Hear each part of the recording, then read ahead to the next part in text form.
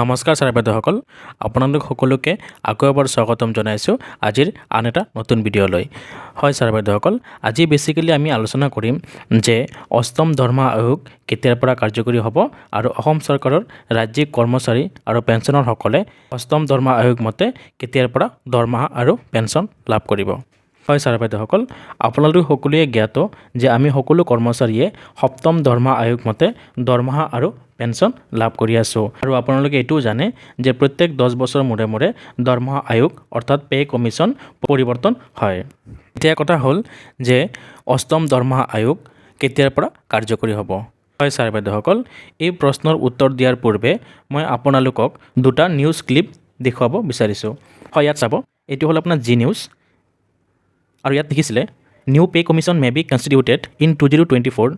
It is believed that the government may constitute a new pay commission at the end of the year 2024 and it can be implemented in the year of 2026. আৰু এটা news clip ইটি নাও, ইয়াত লিখিছে if reports are to be believed, the 8th pay commission can be introduced in 2024 and might be implemented 2 years later, that means in 2026.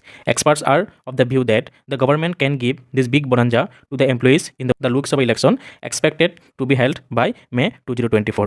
হয় sir বাইদেউসকল, media report অনুসৰি এইটো কোৱা হৈছে যে যিহেতু 2024 চনত লোকসভা নিৰ্বাচন আছে আৰু সেই নিৰ্বাচনৰ আগতেই চৰকাৰে অৰ্থাৎ 2024 চনতেই 8th পে কমিশ্যনৰ কমিটি গঠন কৰিব আৰু এই 8th পে কমিশ্যন কমিটিৰ ৰিকমেণ্ডেশ্যন মতেই 2026 চনৰ 1 জানুৱাৰীৰ পৰাই 8th পে কমিশ্যন কাৰ্যকৰী হ'ব আৰু আমাৰ অসম চৰকাৰৰ ৰাজ্যিক কৰ্মচাৰীসকলে 2027 চনৰ 1 এপ্ৰিল অথবা 1 জানুৱাৰীৰ পৰাই অষ্টম দৰমহা আয়োগ মতে দৰমহা আৰু পেঞ্চন লাভ কৰিব।